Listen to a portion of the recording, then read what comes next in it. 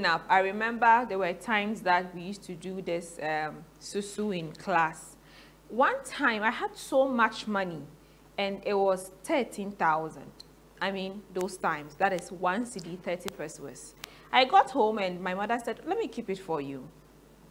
Anytime you want it, you come for it. And I never saw that money again. The last time I asked, I was reminded that I was carried in her womb for 9 months and they have been buying me a lot of stuff. What am I driving at? Saving among children. Is it that we are not saving enough or our parents are not helping us save enough? These days, it is very difficult for us to even be financially independent by age 18, which that time we are supposed to be adults. Why? Because while we are children, when visitors give us money, we are not encouraged to save. Our mothers, most times, take the monies from us. When we do little businesses or somebody gives us monies, we are told that we will misuse it. Why don't we get that education of savings, but rather we are being prohibited from keeping money as children? Today we want to have a conversation about the financial management of all of us, children, adolescents, the youth, and also encouraging parents to help us save our monies that are mostly given to us by visitors at home. Let's take a breather. I'm Martha in Spice. I'll be right back.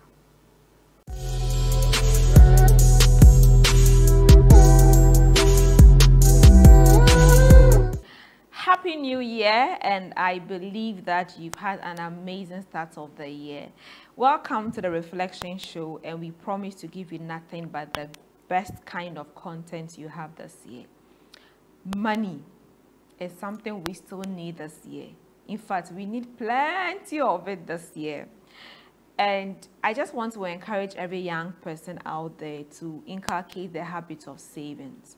What can we do to save better? Is by teaching ourselves and be able to commit to that habit of saving, so that we don't enter a new year and say, oh, I spent all my money last year on this and this and that. Today we want to look at the financial management of young people. A lot of us are not saving well, or we are even using our money on fancy things. Last year, iPhone 15 and iPhone 15 Pro Max came. Most of us already had good phones, but we just wanted to follow the trend. So we had to go break our savings boxes just to follow the trend. I'll be speaking with Mr. Alhassan Abdullah. He's a banker, and he'll be helping us to understand how you and I can save well so that we don't go broke. And you know, these days when you go broke and you ask your friends for money and they don't give you, you call them what? Fake friends. Please, some friends are not fake friends, just that they don't also want to go broke because you spent roughly. Thank you so much for joining me, sir. Thank you so much, Martha. Thank you for this wonderful opportunity. Thanks for coming. Young people, you know, in my intro, I was saying that sometimes our parents don't also help us save. The fathers sometimes are a bit exempted, but the mothers are really the culprits of this. Once we are born at the outdooring, the money we are giving at the outdooring, they don't open savings accounts for us. They chop the money. When we go for church Thanksgiving, they chop the money. Happy birthday gifts, they chop the money. Christmas gifts, but our mothers, please. So sometimes it's like, even if you want to save, they will say you will misuse it. Give it to them to keep. And that keeping is never kept. Comes. So I want us to look at this from two perspectives. We, the young people ourselves, and how parents can help us save. So first and foremost, how can we, or how can young people inculcate the habits of savings? Okay, thank you. So savings, basically in layman's terms, is collecting a little bit of money and keeping it in a safe place. That is as basic as it can be explained. Okay, so children as old as maybe 9, 10 years upwards, they can also inculcate the habit of saving, not necessarily giving it to their mothers to keep. You know, back in the day, we had these susu boxes. Exactly. But then keeping them in the susu boxes, sometimes some of us break into them when we are, quote unquote, in financial difficulties. These are not necessarily difficulties, but we put those difficulties or pressure on ourselves. So to start with, we can only inculcate the habit of saving if we know what, first and foremost, we are saving towards. Okay. If you are saving to buy books, you are saving to buy fancy shoes, you are saving to probably help our parents. You know, sometimes you know how home is. Exactly. So if you are saving to help our parents, you know, or to augment what our parents will give us, you know, along our educational road, it helps. You know, so not just savings, but savings for a particular purpose. You know, so like you keep collecting the money, but what is the idea behind collecting the money? You know, are you just collecting it for collecting sake? You have a specific goal you aim at, you know, using that money for. Okay. Do you just intend saving it for an emergency, or you want to save for the money to work for you eventually? Okay. So these are some of the questions that we seek to solve when it comes to the whole savings culture. Okay. And key among them is budgeting. Budgeting. Okay. You can't save without having a budget. Okay. You know, you have to save. Whilst you are saving, definitely there will be instances where you spend some of these monies. Yes. But then the whole issue of budgeting will help where the money goes to. You know. So that is one of the mistakes young people do. We save, and when there's an emergency, we dip our hands in all that savings amount, thinking the monies will continually come. But it doesn't necessarily come. It's not automatic, because as young as we are not working. These monies will come from parents, will come from gifts, will come from visitors. The school money we save, we're able to spend and all that. So why is it important for a child, an adolescent, to start saving in the first place? Okay. Because at that point, we could say that they are under parental care. But why is it important for them to start saving? It's very important to start saving at that adolescent age, because first and foremost, it helps in responsible financial behaviors. You know, like the adage goes, little drops of water makes a mighty ocean, or charity begins at home. All these adages will qualify for what I'm about to say. So when you start early, it will inform a certain character in you, a certain decision-making, financial decision-making attitude in you. So you start, you know, there's rich people that we see them on the news, we see them on the internet and all that. Some of them started savings as little as their teenage years. You know, some built wealth over time and then used it for what they wanted to use it now. And now the money is more or less working for them now. Exactly. So first and foremost, it helps make responsible financial decisions. It shapes our financial behavior. Okay. And then secondly, it helps us set achieved goals. Okay, so I want to buy this in the next 4 years. I want to buy a motorbike. You know, in our setting, maybe I want to buy a motorbike after SS or senior high school, if I should put it out. You know, some of us were in the SS system. So senior high school, exactly. Or okay, well, I want to save so that when I'm going to the senior high school, I can buy these for myself, and not necessarily asking parents for that. Bother parents for them. You know, sometimes there are certain things we want to take to school. Our parents might think they are luxury.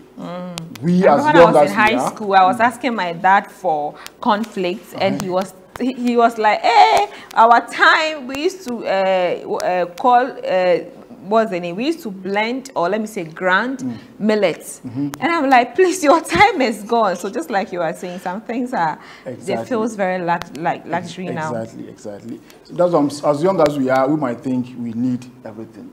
Yes. We have to differentiate between what is important and what isn't important. So sometimes, not necessarily because of the home you are coming from, but you should have that saving culture so you can get some things for yourself, some very necessary things for yourself without necessarily always relying on your parents. Okay, and then it helps make informed decisions about money. You know that the money won't continually come, because like I said, at that age you're not necessarily working. You see, so if you don't have that money kept somewhere, there will be times where you might have to fall on people, friends, family, for almost every basic thing. You know, so now definitely when we are going to school, we are given some small money to take to school. If we cultivate a habit of saving, maybe the sweets we take, what we call sweet after meals. You have your lunch, you want to snack, you want to snack on something. Those some people might say is luxury. It's luxury. Okay. Some people might also say, because I have the money, my friends are buying them, I have to also buy them. But you don't necessarily need those things you know, because they are just there to fulfill an immediate need, and you might not necessarily need those things. So those monies, those sweet monies, you can just put them somewhere. Yeah. Like I said, savings is just collecting little bits of money and keeping them in a safe putting them place. together. Exactly. Let's look at some mistakes that we make as young people. We just want to be, you know, when iPhone 15 Pro Max came in, I saw people that were using iPhone 10, 11 Pro Max. Which was good enough. Which was good enough. That could probably do everything they wanted to do. And all they wanted was to just get an iPhone 15. I'm like, how? I saw people that were driving good cars, and because there was a new kind of car in town, they want to use that. Or even ladies, there's a new handbag in town, there's a new shoe in town, there's a new blazers. I love wearing blazers a lot. Sometimes you see people say, oh, there's this new blazer. I'm like, okay, no, I have just sets of blazers. And they want to. So what are some of the mistakes that we make when it comes to our savings and expenditure? Yes, first and foremost, like I said earlier on, is budgeting. Once you don't budget, you use the money for whatever comes into mind. Yeah. Okay. So you budget, and then you get prices, or you allocate prices to these budgets. Okay. So I want to buy, maybe I'm taking 1,000 cedis. Oh, sorry, 1,000 cedis might be a bit too high. I'm taking 100 cedis to the market. You know, I want to buy tomatoes, onions, maybe some meat, this. But Ghana market, we don't enter there with budget. No, you can have a budget. Okay. You know, because definitely that wouldn't be the first time you're entering the market. There will be some price variations, okay, but there's always that middle ground. You know, growing up when our moms, some of our moms were how do you call them? Market women? No, not necessarily. Housewives? Housewives, okay. They were not working, you know, but they seem to always have money. You know, and these monies, they are because of how well they negotiated, you know, when they go to the market. And sometimes when they take us to the markets, we think they are trying to bully the market women, but they already have a reason for what they are doing. So you budget for 500, okay, to the market. You get the tomatoes, maybe you are buying this worth, it's 100. You check, you can negotiate, or because the budget you took, you budgeted 100 for tomatoes. You go and then you negotiate, you know, and then there's maybe a 20 cedi off or a 30 cedi off. That money, you know, if you are willing to, you won't spend it on something you didn't budget for. True. You just keep that 30 cedis or 20 cedis aside. Okay, so that's one of the mistakes we do as young people. We don't budget at all. And then secondly, to some of us, borrow unnecessarily. The key word here is unnecessarily, because you know there are times you go to certain difficulties and you might borrow with the intention of paying back. Exactly. But then some borrow unnecessarily to quote unquote live a certain life, to show off to friends. Okay, that's one of the mistakes we do as young adults. So you've gathered some small money, and then there's this pressure on you to impress. You know, as young as we are, we delve into that money, and then we misuse it, and then probably even go further to even borrow to keep up that kind of lifestyle, which is it's not advisable. And then the failure to borrow to set an emergency fund. Exactly. And in this case, savings is different from an emergency fund. Okay, you can be saving and then make that conscious effort to put a percentage in an emergency fund. Okay, this is very key, because when you don't set an emergency fund and the difficulty comes, you might use all that saved amount to cater for that emergency. So you need savings. The savings account or fund or whatever should be different from the emergency fund. Exactly. Also, you might use all that saved money to cater for some of us box all together. I think some of us just have a savings and we say it's emergency fund. One day something happens, you go into your savings, take the money from it. That's where the budgeting comes in. Because if you go into your savings to take care of that emergency without budget, okay, when a real emergency comes, what happens? You know how to handle it. Exactly. You might not know how to handle it, because you've already spent that saved up money to cater for something that might not necessarily be an emergency. You know, so the savings is there, and then probably you try, or you make a conscious effort to put a percentage in an emergency fund. Okay, depending on what you perceive as emergency, the values could be less or more. Yeah, exactly. So that's also key. And then what I've seen in the youth lately is impulse buying, which is very key. Women, we do that a lot. Well, I would say it goes both ways. But most girls now, sometimes you just go into the market and you're like, oh, this shoe is nice, but I think I need a black shoe. Yeah. I think I need a wine shoe. And I remember I went somewhere one time and I actually said, today, I'm just going to do my nails. I'm just going to do my facials and that's it. I went and I saw a very nice white shoe. I said, I don't have a white shoe. And I bought it.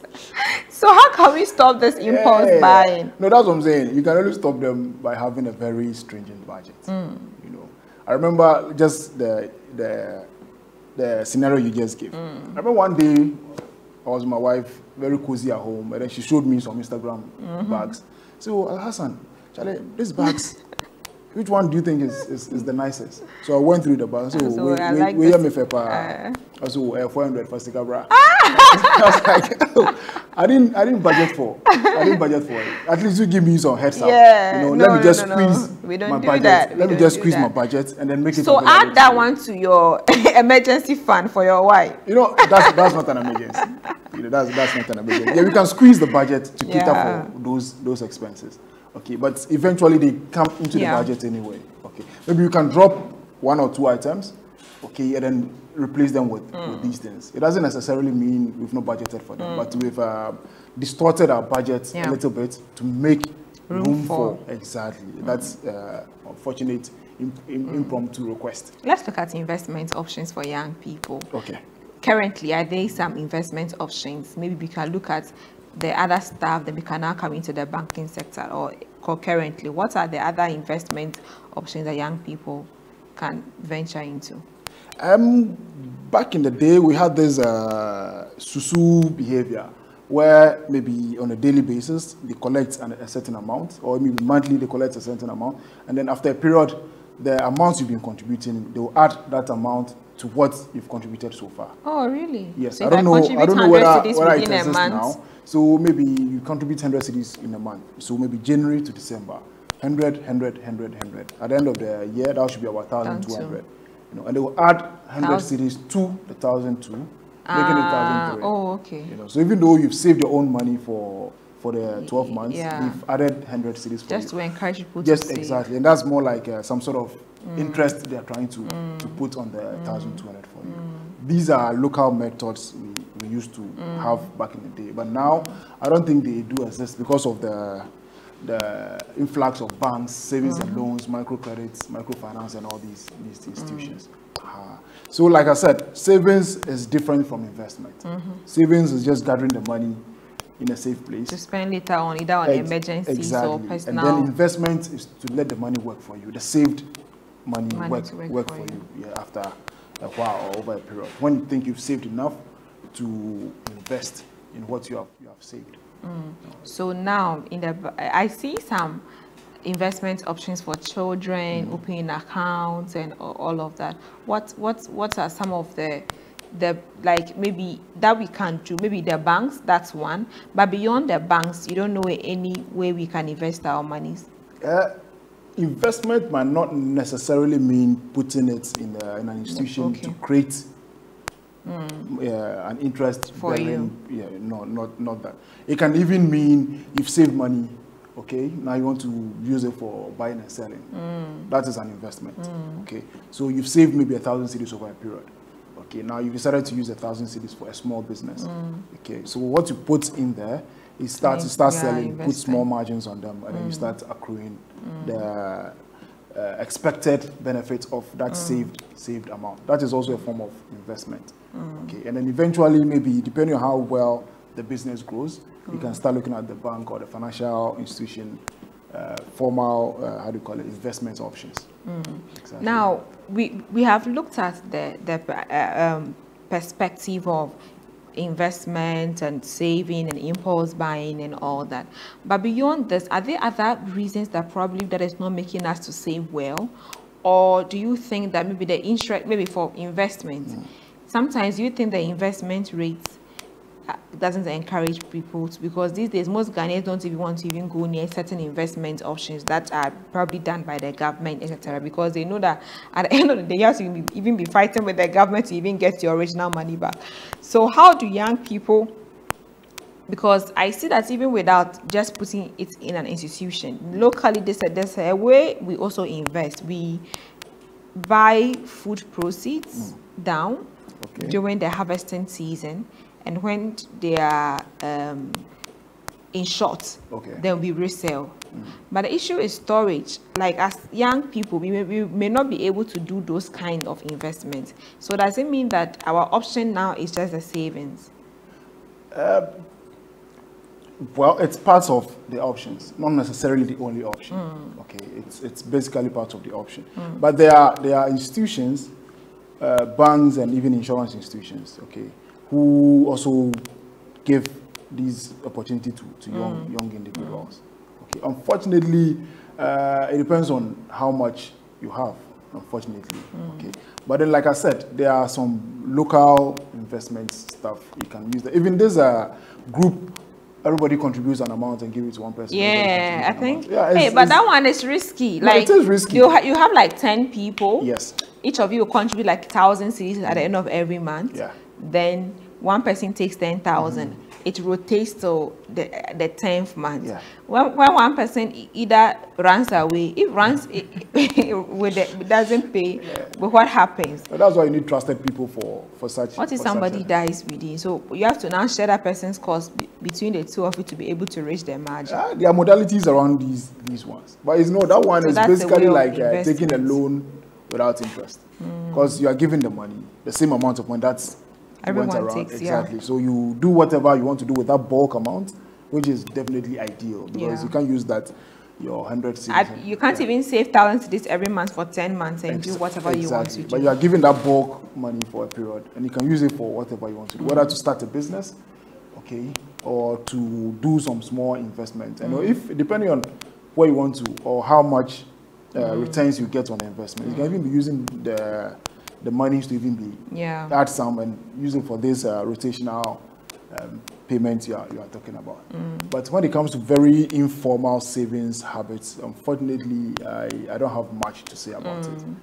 I don't have much to say about it. But then when it comes to the formal aspect of it, yes, I know the banks, the savings and loans, the microfinance. I think the informal, the only thing is just about the susu boxes. Which is basically savings, but it's not investment. It's not investment. Exactly. And your brother there was this movie I watched, and then Aki and Popo were saving their money in their money box, and their father, the late Sam Loco, went to break in the money box to take their money to go and give to his side chick. And they were actually saving their money to pay for their school fees. And so that is one of the disadvantages of having siblings or fathers who you can't trust. Which means that you have to also hide your money box. You don't put your money box at a place that's what I'm saying, collecting little bits of money and keeping it in a safe place. Oh, my house, I can't have money box. I can't have money box in my house. No, you can, depending on where you want to save. You want to hide it. To hide it. I can't hide it in my house. My little sister will hide it for me. Anyways, I want us to take a breather. When we come back, I actually want us to dwell on parents. I know after this episode, maybe I might have to look for a new mother, because it's like I'm really on my mother on this, because parents, especially our mothers, you have been quite, look, if my mother was actually giving me the small money she was taking from me, I would have been a billionaire by now. Yeah, I'm sure some of us would have had cars by the age of 18. Would have had cars by now. By 18 years. So, you know, that one is gone. The new mothers coming out, are you sure we will not do that? That someone will dash your child money, you will take it. Anyways, let's take a breather. I'll be right back.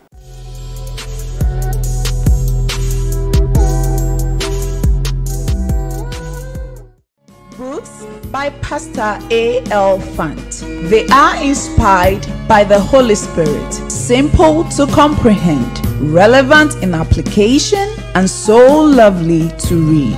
Grab copies like Dynamics of Kingdom Influence, Dynamics of Ministry, Mark is King for Church Workers, Money Matters, and she calls herself a woman. This marriage must work. No more curses. Loaded mouth. Secrets of Kingdom Dominion. The exploits of service.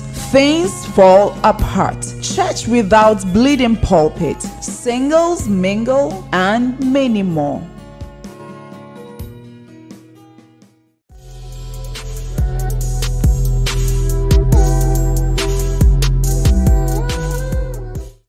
welcome back from the break. I believe that we are learning something new today, and especially for the young people watching me, that it's important we get ready to learn how to save. And our parents, look, I'm trying to be gender biased, our mothers, please, the money that visitors gives us, open a bank account for us at the end of every month. If it's 50 days, let us go and put in their account. Maybe it can be, I know there are some banks that have like star accounts for kids. You can't touch it for about some number of years. Some banks have some accounts that, and every year they actually give an interest on that money. So imagine you can even save just 1,000 cedis for your child from the first year up to the 10th year. So it means that by the time they are 20 years, they might even have more than 20,000 in their account. That can even start a small business for them, plus all the interests that are going to be there, which I know that if their parents are actually committed to saving for their children, they can save more than 20,000 for their child by the time they hit the age 20. So let's really do well. So I want us to concentrate on parents. Okay. You are a parent yourself. Yeah. Do you spend your children's money? It depends on what is being spent on. But okay. You are supposed to be their responsibility. Yes, I'm supposed to. So if somebody dashed their money, okay. So what I did, or what I have done, is I used the initial gifts, monetary gifts from childbirth, to more like open an account. Okay. A seed money for. Yeah. So anytime there's a gift, I try to push it in there. Anytime I have a budget surplus, I push the coins in there. Okay. But then I don't think it applies to all parents. But sometimes when you are hard up, do you kind of go back there to take their school fees or books from there? No, that money is supposed to be theirs. Okay. Okay. So it's been open in trust. So nobody actually touches no, that nobody money. Exactly. Oh, exactly. okay. And there's also periodical payments from my wife into that same account. Oh, okay. Exactly. So there's this habit of then they are billionaires already. Oh, it's not much. It's not much, but at least it's something that they can hold up to. It's something. There's something there.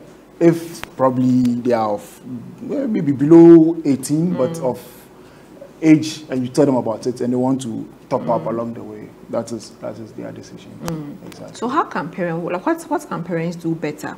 Let's start from the local kinds of savings and investments, where they don't even encourage their children to save and all that. What can parents say? Because by the time they hit 18, 20 years, the burden would in a way lift from them. Okay. Because sometimes I believe that if parents are able to encourage their children to save, they may sometimes only concentrate on the school fees and maybe hostel fees. The kids may be able to even fend for themselves when it comes to their food and other things. Eventually. What can parents do?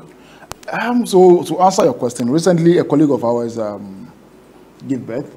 So we did a contribution as a branch. And then we told him, this is what we have contributed for you, but we won't give it to you.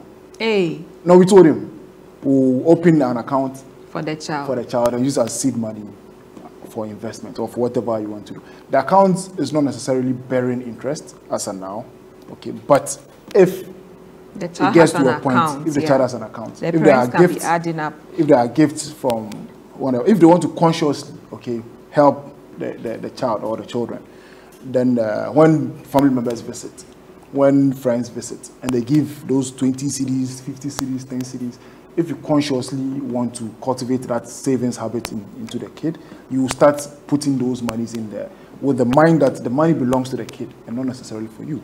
Because if there wasn't a child at home, that money wouldn't have come to you. That guess will not even come. Exactly. So if you say, oh, take this, hey, Al-Hassan, take this for biscuits. Once the biscuit was not brought, and the token has been brought for the biscuit, I think there's a better way of the kid maximizing or benefiting from that money. You have to go put the money in the account or in the savings account. Exactly. And then over a period, like I said, so when the kid is around 15, 16 years, yeah, you can, as a parent, you can tell the kid, oh, I have this account for you. I'd like you to, continue or pick it up. For now, it's in your name. It's in trust for you. When you are 18 years, you can take over the account. But I did that because I wanted you to continue at a point. Okay, and then, but these things have to be communicated gradually, properly. Exactly, gradually. And then even maybe at that point, by that 16 or 15 years, the child can even tell you, oh, have you even been saving in my susu box? You can add it to it, and then you are making progress. Okay, but if we keep the monies and we decide to spend them with the excuse that, Charlie, I carried you for 9 months, then we'll miss the whole point. You know? But then we have to consciously. But do you think sometimes some parents might also do that because they want to prevent them from overspending? Maybe they have observed that their child overspends, so they try to take every money from the child for safekeeping, which sometimes doesn't land in safekeeping, but they're also able to use it to probably help pay their fees and all that. Is that also something good, relatively? Okay, so see, these monies are gifts. Okay, they are not necessarily monies we expect. Whether they come or they don't come, you pay the school fees anyway. You understand? Whether the monies come or it doesn't come, you pay the school fees anyway. Okay, yes, that's what I'm saying. Once you have money, you always find a need for it. Once you have money, you always find a need for it. Okay, so like the earlier excuse you made about the impulse buying. Once you go into the market and you have that excess money, you find a need for it. Exactly. If you are taking that specific money, I'm going to buy a white shoe in the market today. When you go there, you get the white shoe, and you just come back home. You understand? And because I don't have a white shoe for a long time. Exactly. You know, but you went to the market. What you budgeted for, there was a budget surplus. So you realize, oh, let me just ask for, I don't have a white shoe. I've seen a white shoe. Let me ask for the price. Because the price is within your surplus amount, you decide to just go for it. Okay, it might be something you wanted, okay, but it wasn't necessarily something you budgeted for. Okay, so like I was saying, if these gifts don't come in anyway, school fees will be paid anyway. Yeah.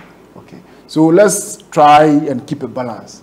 Okay, maybe if not necessarily putting all into the account, let's try and put some into the account. So someone comes home, gives your kid a 50 cedi note. At least you take, if you are talking about the school fees and other things, put the 20 in the account, and then you can use, put the 30 in the account and use the, or you can split it 25. But definitely there should be something that has to be kept. Exactly, that has to be kept somewhere for the child. That is from a parent's perspective, you know, because you know sometimes when the child is growing up and he realizes this money is being accumulated for me, and through upbringing, if you try to also cultivate the habit of, you know, savings into the child at that tender age, once he realizes I have this money, maybe even if it's as little as even 2,000, I can continue from there. Sometimes starting from scratch is difficult, but once you're already halfway through it, it's easy to continue growing it than starting from rock bottom. We always hear this word, financial success. Financial success. Is it just the time where you have a lot of money? Or what is really financial success? Because I don't think that maybe people might see you at a point and say, oh, you are successful financially, but me now, I need 1 billion euros. Or maybe by the time I can say I'm financially successful, unless I get some $1 million in my account, I have a house, I have 2 or 3 cars, I don't have to check the price on the shelf before I pick something at the supermarket. That is probably, maybe I can just call, maybe say, what is the name? An airline, or take a flight from Tamale to Accra, go and have lunch at Kempinski and come back. Yeah. You see that thing? Yeah. Like those things, that is where I can say that I'm financially successful. Okay. But some people sometimes can have their own basis and say that that we should have financial success. How can we define financial success? So financial success is different from individual to individual. Okay. For someone, being able to pick an item off the shelf without necessarily looking at the price is financial success for. Okay. Exactly. For someone, paying off a debt is financial successful because he borrowed money to do a business and he's been able to pay. It means he's been able to accumulate enough, not necessarily rich in the sense, but being able to pay off his or her debt. Okay. for someone to having something small in their account and having peace of mind. Yeah. Being able to fend for the basic needs life. in life, you know, shelter, clothing, food. They think they are financially successful. So the definitions or the perceptions vary from individual to individual. Okay, but in the our local settings like this, we think, Charlie, driving a cool car, you know, they're living in a very decent house or a mansion, if I should put it that way, being able to spend wherever you want to spend is financial success. But some of these people, not all, but some of these people have huge loans they are servicing. But you never know. You never know. You don't even know the pressure the banks are putting on them on daily basis to come, you know. But somebody will be on the outside and assume. But for that person, being able to service that loan the bank is chasing him or her for would have been a success story for You've mentioned loans that have come to my mind. I believe it still happens, but a few years ago, you see every young person, as soon as they start working, they want to go in for a loan. Okay. They want to say, okay, I want to get a plot and start a building project. Maybe I'm a nurse, I'm a teacher, I want to get a loan for a car. I want to get married. That is, I hope most of us have to stop that. And they go in for huge, no, it may not be, so assuming somebody's earning up to 15,000, 20,000 cedis at the end of every month. And out of my 20,000 cedis, I go for a loan that I can pay 5,000 cedis every month. I still have 10,000 cedis to fend. That can actually be enough if my wife is also bringing something in at the end of the month. That can be reasonable. But I see people that are earning like 2,000, less than 3,000. They go for loans, and at the end of the month, the loans can take up to 1,500 cedis. Yeah. And they have barely 1,500 cedis to live on. Yeah. And these are people that are actually going for loans to get married, to buy cars, to even, let me say, even begin a building project, which sometimes I feel that why don't you try to save more and start the building project? Because buildings doesn't just, sometimes even the loans they go for, doesn't even put the building at a point they can even move in. And I see that in a lot of, excuse me to say, most of these professions that are accessible, I'm very careful because I'm on TV, accessible to financial loans from the government institutions. So what can, and when I say young people, I mean people that just got employed. People that just got employed and they feel that I need a house, I need a car, I need to get married, and they don't want to even work for a year, or don't want to even have a simple wedding. They want to have a wedding with the wedding gown from here to town, and they want to have 10 cars following them, 10 bridesmaids following them, and their cake is 20 hanging up, and they want to have a reception. The decor alone is 30K. These are the people I'm talking about. And so what can we tell them? Because sometimes there are those that sometimes even call us fake friends, because it's like people do not want to help them, etc. How can we stop these, I'm looking for a right word, loans that are not appropriate for our financial success? So to begin with, people normally look at what they want to use the money for, but they don't look at what the money can generate for them. You see, it's different if business people go for loans, because these monies, it's a cycle. It works for them, they get interest, and then they can probably pay off the loan. Individual going for loan for housing projects without necessarily looking at what the house can generate for them in the immediate future, if you ask me, it's wrong. You are better off saving for that, and then than to go borrow, because maybe in the interim you think you can pay, you know. And most loans come with certain conditions, you know. It's the rate is something, I've forgotten the exact word, but it means when the policy rates or whatever goes up, the rates will be reviewed. Yeah, there's always a clause.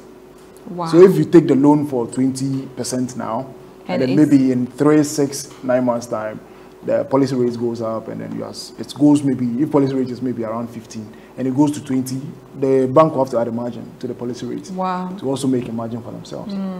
So that rate, that 20... It's not stagnant. Yeah, that 20 could go to 20, 30. 25, 27, or even 30. Okay. And then what happens?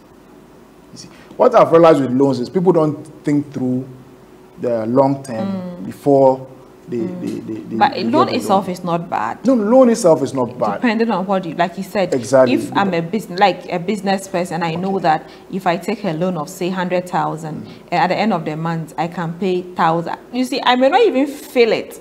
Exactly. That I'm even paying 1,000 or 2,000 at the end of every month, but I've been able to probably use that money to rebrand and even get more customers. Yeah. There have been instances where people have come for loans. Okay, when I've told them that at this moment I wouldn't advise, because when you take the loan, even as businesses, it means you will be using your profits to service the loan, because rates are very high nowadays. You know, we are talking about between 38 to 45%. On loans? Yeah, which is outrageous. Ooh. Yes, which is outrageous. So I advise them, for now, I don't think you should take the loan, because eventually you might be using your profit to be servicing the loan, and you just be breaking even year on year, when actually you should be making in some good profit. Okay. Wow. So some too don't necessarily need the loans. They need very good financial advice. Yeah. Some very good management advice, very good financial advice, you know, and then they can re-ascertain the situation, take a deep introspection of what they want to use the money for, and then they can make informed decisions. You know, but because they look at the bulk amount that might be given to them, they think, oh, so I can use it to do this. And we forget that the payment, we forget that it will take some number of, it's like taking MTN quick loan. The first time I took MTN quick loan, I actually, if I forgot that I took the loan, because as soon as I think I was trying to make a transaction or something, I forgot it, and it wasn't up. So I said, let me just take the loan and add up and transfer the money. And the plan was even to pay the next day. Oh, me, I forgot, I've gotten the money. So that was then I saw that they say 12, you know, sometimes you get this SMS, you don't even go through it. So, the generic telco. The one day I saw now like 12 points, whatever. I said, MTN, this is not how we are friends. So I had to now go, I had to now go and pay. And I realized that, oh my God, when you are taking the money, it's nice. Oh, it is. Taking the money there is sweet. Because you want to fulfill a particular need exactly. now. Exactly. Yeah. But when I had to pay, I said, well, MTN, you should have called me to remind me. That one day I would have picked. But because they keep sending sometimes you see some more money message, you think that it's money. You know, MTN, they're one of my sponsors. I can't talk much, but sometimes you see, you think it's money until you actually. But in this case, it wasn't them. It wasn't them. It's the banks. You forgot, and then the interest had to accrue. And the interest had to, Exactly. And I remember when the SIM registration came up, people were happy that their SIMs were getting blocked because they had taken MTN. And I'm like, they consciously did it. I'm like, humans, why do you do that? Because when you do that, these are service providers who are trying to make our lives more easier. Come true for you when you are in need. So if you're even paying small, sometimes you end up by paying them. Yes, that's what I'm saying. People look at the bulk amount they might be given and what the need they want to fulfill immediately, you know, but they don't look at the repayment term and where they might even get the money to. And some also consciously decide to just... And even other family emergencies that might even come to interrupt. You know. So there are people, I'm sure you might have a few of those friends. They go from friend to borrow. Oh, yeah. And then when you ask them, it will be like, you rather owe them money. You know. They'll be like, I remember I loaned someone as little as 200 cedis, you know, and then the stipulated time said I was going to pay back my money. He didn't pay, so I called him and said, oh, Charlie, my 200, wait. You can say. Now last time 290 now Look, I was like some people sometimes say, and there's this thing I don't like. Maybe you are going to town, or when you go to town, buy me this. When you come, I'll give you the money. Sometimes I don't like doing that because you go and you have like 2 or 3 people asking you to buy and they'll pay you and they never pay and they forget that they are affecting your budget. And like you said, somebody can actually call you and say, I want 200, I want 500, I want 1,000. Someone have done that to me before. And the person gave me a lot of pressure. And people feel like, oh, it's not possible that you be there. You don't even have 200 cedis with you. And I'm like, do you know my budget? Do you know my plans? You see, that's why people forget that key element called budget. Yes. Okay. And it affects, look, because every money I spend, maybe for example, I can be like, this month I want to go do my nails. And my nails maybe 40 or 50 cedis or 100 cedis. So if you are asking me to give you 100 cedis, it means that maybe that month I may not be able to do my nails. And because of the work I do, it's good I look good. Exactly. Maybe I want to go do my facials 2 times a month. And you say, okay, give me 300 cedis. Once I give you that 300 cedis, it means my facials for that month 2 times or once, it's gone. Yeah, but they don't appreciate it. And they don't appreciate it, and they feel that you're trying to be greedy. But I have a budget. So friends that sometimes are, it's not just about me. Pardon me if I've had that with you. It's not just about me, but I'm talking about people in general who sometimes want to interact like other people's budgets. Where, you know, sometimes I also do a budget for welfare. Exactly. Maybe a particular month I can put like 500 or 1,000. Maybe a friend of mine's funeral or outdooring or wedding might come in and I might want to support.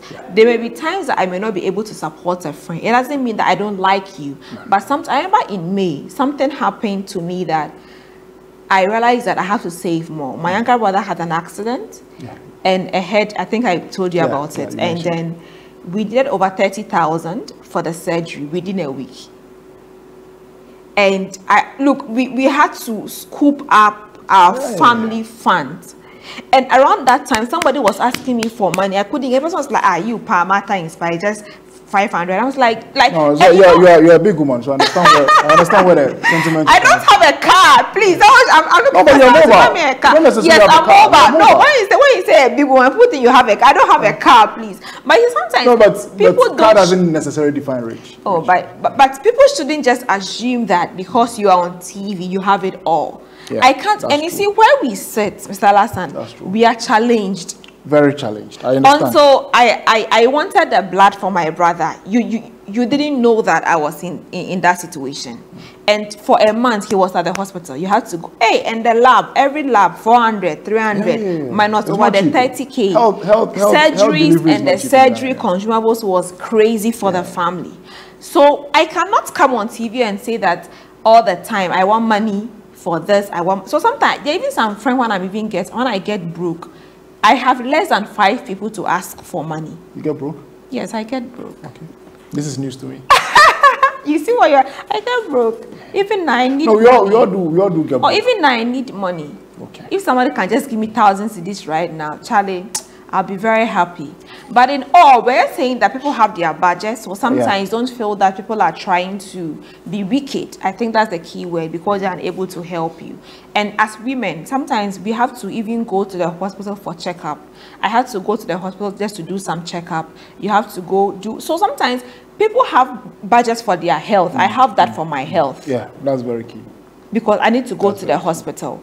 There are some medications they ask me to take up to 6 months, and it's almost 200 cedis per one. Every month I spend 200 cedis for those medications. Some are even supplements. So sometimes when people have their financial budgets, don't feel that they are being wicked, because once you take that 100, unless you want to give us, okay, fine, it's okay, but don't assume that because it's 100, it's not. Why didn't you have that 100? Irrespective, yeah, because but keeping a budget is very key. Yeah. For some of us who are in the financial sector, we know the value of budgeting, and then the value we place on investment. Yeah. So I do my budget for the year. The rest I just push it into maybe for the year. No, sorry, for the month. Yeah. And I push the rest where I think it will fetch me some money. So when you ask and I tell you I don't have it, don't think that's true. Exactly. Probably, I give a room for contingencies. Yes, you know, but that contingency might not be enough for you. And it's not every time that you ask I may be able to give. Exactly. Yes, sometimes maybe a different person also wants.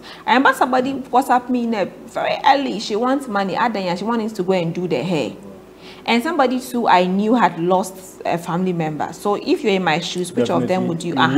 So sometimes people will feel that, oh, okay, Martha has helped, Kofi didn't help me. But you don't know that even probably the favors the person have even done for me in the past. So sometimes I'm just returning a favor. Anyway, we don't have a lot of time. Give us your final words on how we can save more and be financially independent. Okay, so savings doesn't necessarily mean you have to have enough or more to put aside. You know, people have cultivated a habit of putting aside money and spending what is left. Okay, most of us have that habit of spending and then saving what is left. But when you keep doing that, there might be instances where you might not have anything at all. Because once you have the money, there will definitely be a need for it. Okay, so let's cultivate a habit of putting aside and then spending the rest. Okay, and then eventually, what is key in this is consistency. You know, you doing it regularly, making it a habit. You know, so when you have maybe money put aside, you spend the rest. Anytime there's this new money in your life, maybe a new influence, a gift or someone, you immediately know what the money is for. You know you just add it to your savings portfolio. You know, so let's cultivate a habit of putting aside and then spending what is left. But if we decide or we make it a conscious effort to spend what we want to spend and then what is left we put it aside, we might never achieve that goal or that set target we want to achieve. And then the consistency is very key. Putting away money regularly is very, very key. And then the habit of budgeting. Okay, even no matter what, if your own money, you are going to the shop to do whatever, buy some, make sure you have a list. Okay, make sure you have a list and consciously go according to the list. This will help. We'll try that one. This will help. Okay, this will help minimize or even totally solve the problem of impulse buying. You know, you go there, you have a budget, you have a list. You go to the market or you go to a shop, wherever you decide to stick to what is on the list. To help totally stay away from impulse buying or even reduce that whole mentality of impulse buying. And then lastly, we have to know the difference between what we need and what we want. Okay, needs are some things we can't do away with. Okay, basics: food, clothing, shelter, the basics of life. Okay, maybe school fees, you know, these are needs, because without fulfilling them, we might not continue with our education. We might go to bed hungry. We might have no shelter over our heads or not. And then want, what I put want in the luxury category. You know, we want to have it to show off. Okay, I want to have it because Charlie, my accounts will say Akonoboni. You know, I'm going home. I know there's food prepared at home. I see some nice suya joint. Akonoboni. I want to buy some 20 cedis suya, you know, to cleanse my mouth before I get home. These can be termed as luxury. So you have to know what we need, or we have to differentiate between the needs and then the wants. And then it will help us make informed decisions about what we have to put away for savings. And then not just the savings. When it grows, let's try to invest them so the monies can work for us. Now, we might be working for the money by saving the monies, but let's try and then eventually let the money also work for us by putting them in a very good saving products. Okay, and then let's try and educate ourselves more on the savings products there are, so there can always be that diversity. Because when you try, you know, unfortunately, most of our people, if I say people, Ghanaians who had bulk monies coming in, invested in bonds. Okay, and then when the haircuts came in, some people were affected. You saw on the news where people were picketing at the finance ministry and all that. You know, I wouldn't say if they are diversified, they wouldn't have taken a hit. They would have still taken a hit, depending on the amount they have shelved into the bonds. Okay, but if maybe there was a little bit of diversity, probably they will take the hit, but they can easily recover, or over a short period. Exactly, it might be minimal, or there will easily be a recovery from that hit. So let's try and learn more about investment products, and then try to diversify. Let's learn more about investment products, especially government investment products. I have been speaking with Mr. Alhassan Abdullah. He's a banker, and we have been looking at the financial management of young people, and also touched a bit on how parents can help young people save, and generally how you and I can do well to be financially successful or financially independent, and not accuse our friends and family who may not be able to help us at certain times, thinking that they are wicked, they are fake, or they are bad people. It's been such a pleasure bringing you this episode, and I believe that listening to this year, you make great and informed decisions in your financial life, so that you see things can go much better. We have prayed, though, we are doing a lot of things, but when we are also conscious about these things, it can help us a lot. Thanks for watching. I am Martha Inspires. I'll be back with thoughts.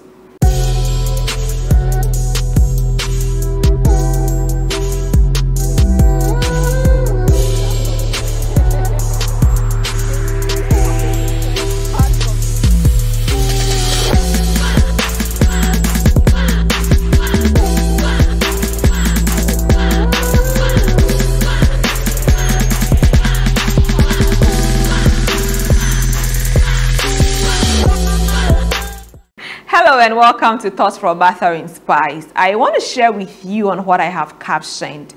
Be ready. Be ready for anything, because none of us actually know what is going to happen to us in the next 1 minute. We don't know what family issue we are going to have in the next 1 second that might need us to stand in for them, or even for ourselves. I remember last year, I just took myself to the hospital. I wasn't feeling too well, and when I got there, the doctors admitted me on the spot. And after running so many tests on me with medications and everything, I spent about 1,500 cedis on my health. Assuming I wasn't saving or I didn't have money on me, what could have happened? Because it was a private hospital, and you know how the tests may cause. All I'm trying to say is that you don't know what may happen to you at any point. It might even be an educational emergency. I have sat in classrooms where doing exams, they come and sack some friends out because they haven't paid exams, their school fees, even at the master's level. Yeah. And sometimes it's so heartbreaking seeing your colleagues, like people who are even older than you, men with families, being sacked from the exams hall. And I ask, they knew you were applying for the school. When the semester started, they were aware of it. Of course, emergencies might come. Maybe an emergency came that made them to use their school fees to sort that out. But be ready, and actually possibly even increase the amount you even save at the end of the month. And let's stop impulse buying. My ladies, the handbags, the wigs, the iPhones, the shoes. I love heels. I love heels.